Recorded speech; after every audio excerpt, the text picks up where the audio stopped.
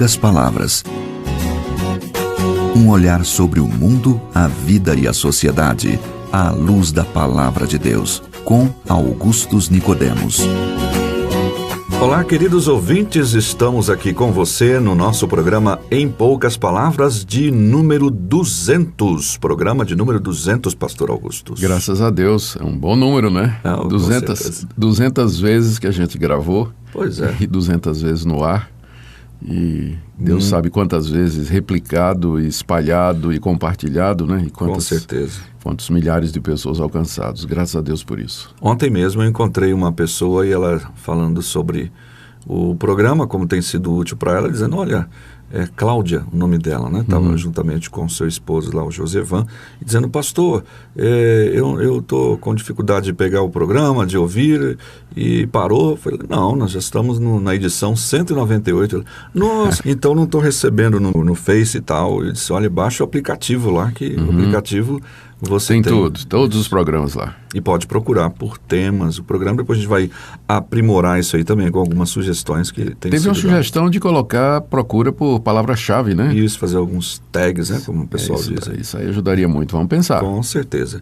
E para você que está sempre na expectativa do programa, estamos trabalhando, inclusive o pastor chegou aqui com uma série de desafios, né? E é para ele mesmo, né? Me deu aqui os temas de umas séries que nós podemos fazer, estaremos trabalhando, preparando esses programas, para que você possa ter uma série de programas aí que vão exigir do pastor, mas ele que pediu, né? Então...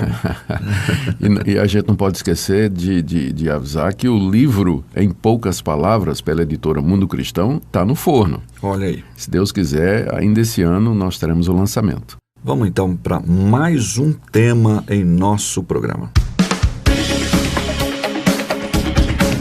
Certa ocasião, Rob Bell, um dos expoentes da igreja chamada Emergente, que já não está mais nessa liderança, digamos assim, ele disse assim, abre aspas, acredito em céu e inferno como dimensões da nossa existência aqui e agora, fecha aspas. Né? Outros dizem que o inferno é apenas uma metáfora de uma vida longe de Deus, ou apenas quando alguma coisa não sai da maneira como queriam, como se fosse apenas um caos momentâneo. Se estou vivendo um inferno na minha vida e não passasse disso aí.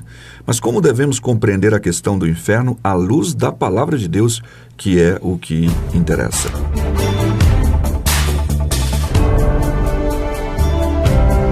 Esse de fato é um assunto difícil, viu, Nathan? Ele é um assunto difícil. A ideia de seres criados por Deus sofrendo eternamente, sem possibilidade de interrupção, pausa, diminuição desse sofrimento, de fato mexe com a gente, né? Principalmente quando a gente pensa em parentes, familiares. Exato, né? Que um dia poderiam passar por essa dificuldade. O que a gente tem que levar em consideração quando a gente pensa no inferno, em linhas gerais, primeiro, é lembrar que Deus é justo. E Deus jamais infligiria ou Deus imputaria uma condenação e um castigo a um ser que ele criou que fosse desproporcional ao pecado, o erro, a transgressão e iniquidade cometida por esse ser. Ou seja, Deus, se vai castigar alguém, se vai penalizar alguém, ele fará de acordo com a medida da sua justiça. Temos que lembrar isso, que Deus é justo, que ele é verdadeiro, que ele é reto e que da parte dele não haveria injustiça nenhuma em caso de condenação e sofrimento daqueles que se revoltaram contra ele e desobedeceram a sua vontade, né, que está expressa na sua lei, na consciência, enfim, na natureza. Então a gente tem que levar em consideração isso aí. Outra coisa que a gente tem que levar em consideração, Nathan, é que, sendo Deus eterno, os relacionamentos conosco, eles também têm essa natureza. Nós somos feitos à imagem e semelhança de Deus e fomos dotados de espírito, que é um espírito imortal. Então, o que seja que vai acontecer conosco depois da morte, não significa cessação ou extinção ou aniquilação, como, aliás, algumas pessoas pensam. Isso, algumas religiões pensam assim. Mas a continuidade, não é, da vida, porque apesar de nosso corpo ser mortal, e vai experimentar a morte, a decadência, vai apodrecer, vai se decompor, o espírito, contanto, ele é imortal. Ele não é eterno, né? Quer dizer, houve um momento em que Deus criou os espíritos que há e eles passaram a viver para sempre. Isso, então, eu estou dizendo para explicar que depois da morte nós continuaremos a existir. E se, depois da morte, o nosso caminho vai ser o da condenação, né, do sofrimento, então ele será eterno, porque as pessoas condenadas, as almas condenadas, elas viverão eternamente. E o sofrimento, então, que elas experimentarão será eterno. Outra consideração que nós temos que ter, Natsan, é que esse tema do inferno, ele não foi inventado pelos discípulos de Jesus Cristo. Na verdade, quem mais falou sobre inferno foi Jesus. Ele, diversas ocasiões, mencionou esse local de sofrimento. Passagens conhecidas como: se a tua mão te faz tropeçar, corta e arranca de ti. Isso. Se o teu olho te escandalizar, arranca-o de ti e joga fora. Se o pé te escandalizar ou for motivo de tropeço e de pecado, corta o pé e lança fora. Ele estava falando isso de maneira figurada, né, para dizer que nós deveríamos exercer o maior radicalismo possível em tirar o pecado da nossa vida. Domínio próprio, né? Isso, porque ele diz: é melhor você entrar no céu aleijado do que tendo duas mãos ser lançado no fogo, no inferno, onde o fogo arde para sempre e o verme ali não morre, não é? A referência de Jesus, quando ele diz, né, ele fala do inferno como sendo o local onde o fogo não apaga e o verme não morre, ele está usando a figura do Vale do Inom, que era um vale que ficava nas redondezas de Jerusalém, que funcionava como um lixão da cidade. E lá eram jogados os corpos de animais mortos, restos de comida, o lixo. E o fogo do monturo, né, que se fazia ali, era um fogo que queimava sempre, porque sempre estava sendo alimentado, né? Sempre estava sendo jogado novos detritos e, né, materiais lá, e o fogo não apagava. E os vermes também não morriam, porque sempre tinha carne em decomposição, né? Animal morto era jogado ali. Então Jesus toma essa figura daquele monturo, né? O lixão, que é o Vale do Inom, como sendo um símbolo do que seria um inferno, né? Esse local de sofrimento eterno, cujo sofrimento é comparado à queimadura e onde o verme não morre. Então, essa ideia do verme, não é, e do fogo, elas parecem figuradas, né? Parecem figuradas. Mas a grande pergunta é: uma figura é uma representação de alguma coisa. Certo. Então tá, ainda que a gente tome o fogo como figurado, o verme como figurado, a pergunta é: eles figuram o quê? Exato. Não é? E de repente, uma aproximação daquilo que a gente exatamente. Então, de repente, o inferno é pior do que a gente imagina. As figuras que Jesus usou, elas apenas ilustram, não é? Ou dão uma representação, pode ser até pálida, né? Do que seja a realidade do inferno. É a mesma coisa quando ele fala do céu, que é ruas de ouro e tudo, também é uma figura pálido daquilo que realmente... Da glória e da paz e da majestade, né, do que nos espera. Outra vez que Jesus falou sobre isso foi na conhecida história do rico e Lázaro. As pessoas costumam dizer que é uma parábola, né, para tentar quebrar a força do que Jesus ensinou. Mas geralmente as parábolas começavam com Jesus dizendo: e contou-lhes uma parábola. Isso, exato. E essa história do rico e Lázaro, se for uma parábola, é a única em que Jesus apresenta um dos personagens, que é o mendigo, né, usando o nome dele. Sim. Lázaro era um nome próprio. Por que um nome próprio numa parábola, numa ilustração, a não ser que Jesus estivesse contando um fato real? Exato. Do conhecimento dele. Do conhecimento dele. Então, se aquilo que Jesus contou a respeito do rico que morreu e foi para o inferno, e do mendigo que morreu e foi para o céu, se não é uma parábola, mas uma descrição de um fato que Jesus conhecia, sendo Deus, então o que temos ali é uma representação clara do que é que acontece depois da morte. Pessoas morreram, o rico e Lázaro, elas estão conscientes, elas se lembram do que aconteceu, da vida terrena delas aqui. O rico, lá no inferno, se lembra dos irmãos que viviam como ele, que, portanto, estavam destinados aí naquele mesmo lugar. Ele lembra de Lázaro, o mendigo que vivia à porta dele. Ele pede clemência, pede misericórdia e ouve a resposta de que é impossível mudar o estado em que ele se encontra.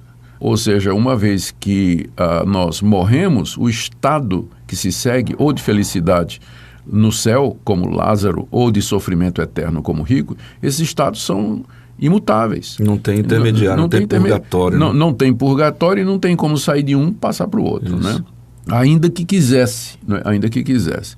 Então, eu sei que o pessoal que está no sofrimento eterno gostaria, né? É porque Jesus disse que, aliás, Abraão, né, falando da parte de Deus, ele diz que ainda que Lázaro quisesse descer até o inferno e aliviar o sofrimento do rico, não, porque é um abismo, há uma separação entre eles.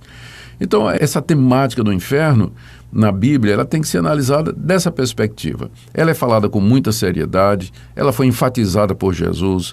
As passagens, as metáforas que Jesus usou para se referir ao inferno sempre apontam como sendo um local de intenso sofrimento e sofrimento que não acaba. Naquele sermão escatológico, né, que foi feito no Monte das Oliveiras, em que Jesus fala da sua vinda, ele diz que ao chegar, ao retornar, né, para julgar o mundo, vai separar a humanidade em 2 grupos e vai dizer aos que estiverem à sua direita: vinde benditos de meu Pai, herdai o reino que vos está preparado antes da fundação do mundo, e vai dizer aos que estão à sua esquerda: apartai-vos de mim, maldito, para o fogo eterno, né, preparado para o diabo e seus anjos. E aí Jesus comenta: irão estes para o sofrimento eterno e aqueles para a vida eterna. Ou seja, Jesus se referiu à eternidade dos 2 estados, usando inclusive o mesmo adjetivo no grego, né, que é o adjetivo aionios, que significa algo que não tem fim na sua duração. Então, tanto o sofrimento quanto a bênção da vida após a morte, Jesus chama e qualifica como eternos. Então, não há nenhuma razão para pensar que depois da morte os que são de Cristo vão viver eternamente na plenitude e achar que os que vão para o inferno, eles serão extintos, aniquilados ou qualquer coisa dessa natureza. Se me permite, quando foi citado Mateus e disse: vá para o fogo, né, que não se extingue, eterno e tal, preparado para o diabo e seus anjos, a gente até tem aí nesse momento, quem sabe, uma maneira de desfazer aquela questão meio que maniqueísta, né, de que o inferno, quem manda lá é Satanás, né? Mas diz a Bíblia que ele teme até, os demônios temem de ir para lá, não é isso? Exatamente. Essa ideia de que os demônios, juntamente com Satanás, estão no inferno agora, atormentando as almas dos homens, ela é do misticismo popular. É uma visão pagã, mística do inferno, não tem nada disso na Bíblia. Na verdade, os anjos caídos, os demônios de Satanás, ainda não foram lançados no inferno.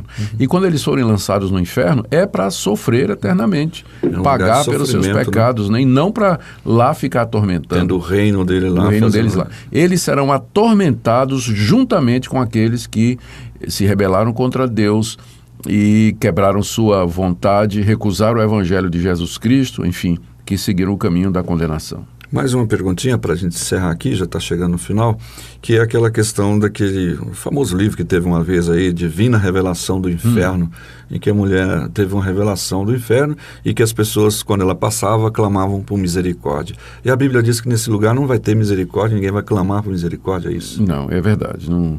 E a questão não é nem essa, né? A questão é que a revelação do inferno já está feita na Bíblia, né? Exato. Mas a contradição dela dizendo que a pessoa ficou com o livro e esqueceu do que a Bíblia diz. A Bíblia diz lá que não há, é um lugar, é total ausência de graça e de misericórdia. Da graça e da misericórdia de Deus. Não vai ninguém ficar clamando misericórdia a Deus, não tem isso, né? Pois é, e ainda que clamasse, não iria encontrar, infelizmente, porque o local de receber misericórdia é aqui e agora. Tá certo. Então tá aí esse programa de hoje para você falando sobre esse tema. Agradecemos ao pastor Augustus pela boa resposta, pela paciência de estar ouvindo sempre as nossas perguntas nesse programa. É um prazer.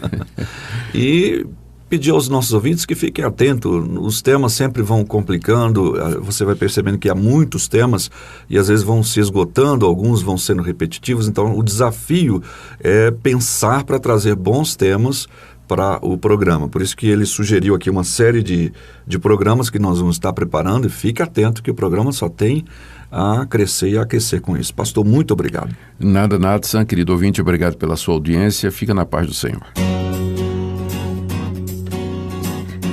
Em poucas palavras, um olhar sobre o mundo, a vida e a sociedade, à luz da Palavra de Deus. Apresentação, Natsan Matias. Comentário, Augustus Nicodemos. Um programa da Primeira Igreja Presbiteriana de Goiânia, Rua 68, esquina com 71 Centro. Visite o nosso site www.pipg.com.br.